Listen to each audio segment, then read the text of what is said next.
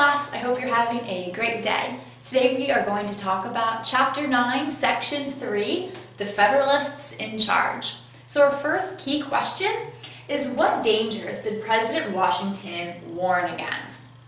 So we're going to see growing political differences that he warns against, and we are going to look at his farewell address, and you'll see that in there.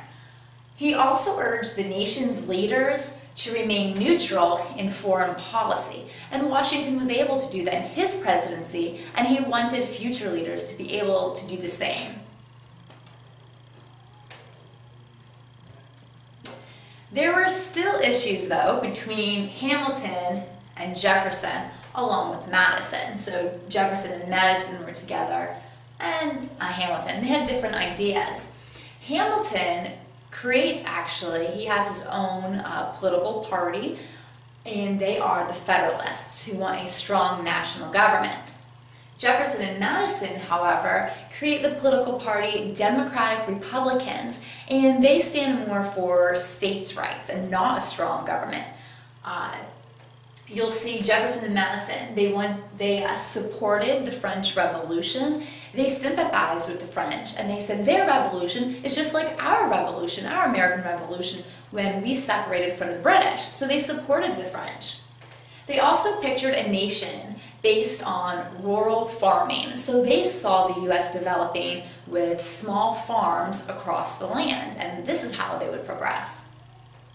They also wanted stronger state governments. They wanted the state governments to have more power than the federal government. Hamilton, the Federalists, they wanted to preserve ties with Britain, and they opposed the French Revolution. They did not agree with the French and supported the British. They pictured a nation based on trade, manufacturing, and cities. So they saw kind of like a mini Britain here in the U.S. with the industry and the factories. They believed in a strong national government. So you can see how they were butting heads, even though, Washington said, I don't want to go there, it's happening. And we still have, political parties today. And we still have two main political parties who go against each other, which are the Democrats and the Republicans today. But during this time, it was the Federalists and the Democrat Republicans. So we're going to look at John Adams's administration. Our key question, what issues divided Americans during Adams' presidency? So we have problems with France. As you know, the French Revolution happening. The French were actually seizing United States ships. In 1 year, they seized over 300, and the U.S. was getting fed up with this because we wanted to stay neutral. We sent delegates to France to stop this seizure of U.S. ships. Well, our delegates were ignored for weeks. We're like, what is going on? We want to speak with the French. We want to, get things like something negotiated here so this stops happening. Well, they finally met with agents, later referred to as X, Y, and Z. They didn't say their names. They just called these agents X, Y, and Z. Well, X, Y, and Z said, well, in order for us to talk with you, we want a $10 million loan, and we want you to give our minister $250,000 just for his personal use. Well, word got out back in the U.S. that this happened, and the people were outraged. They're like, what? We're not going to give you a bribe. We're not going to give you this money. No. So the Americans refused. This almost led to a war, and you'll see people call it a quasi-war because the U.S. ships and the French ships, they're seizing each other's goods, and so the people call it a quasi-war, okay? Now, the Federalists sided with Britain, and they wanted war with France. They thought, yeah, bring it on. The Democrat Republicans, though, sympathized with France. Okay, and they didn't want to go against France because they agreed with them. So Adams and the Federalists did not like being criticized by the Democrat Republicans, as well as the immigrants who sided with the Democrat Republicans.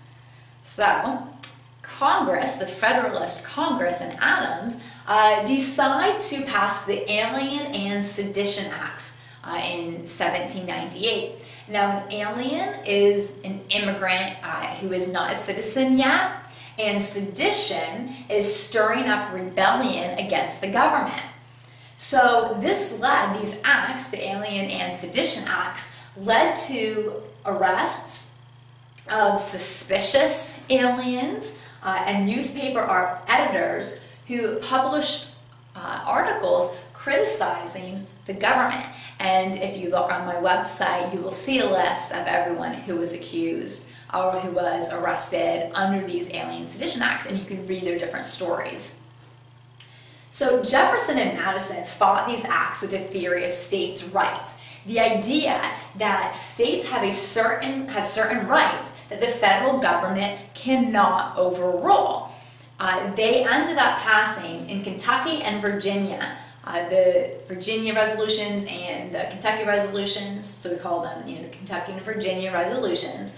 And these were resolutions passed by Kentucky and Virginia in 1798, giving the states the right to declare acts of Congress null and void. So nullification, that if Congress, the federal government, decides something, we can nullify it. We can say, nope, we don't agree with that. We're not going to follow that law. We're just going to nullify it. Okay, void it out, cancel it out. We're not going to recognize that federal law. Jefferson and Madison also said the Alien Sedition Acts, well, wait a second, we have First Amendment rights that protect our freedom of speech. This is unlawful, this is unconstitutional. The Federalists did not repeal them or not take them back, but what you have happening, they just expired, and then Jefferson just does not renew them because he becomes the next president. And in closing, we do have peace with France. Adams reopened talks with France. Both signed the Convention of 1800, an agreement to stop these naval attacks. So now the ocean was free for the French and the American ships to travel. But the Federalists were mad at Adams. In result, he was not reelected, and Jefferson then became the next president. He was elected president. Something of interest, Adams was the first president to live in the White House in Washington, D.C. So the federal government now, the capital is in Washington, D.C. And John Adams and his wife Abigail moved into the White House. Well, thank you for tuning in, and I'll see you next time.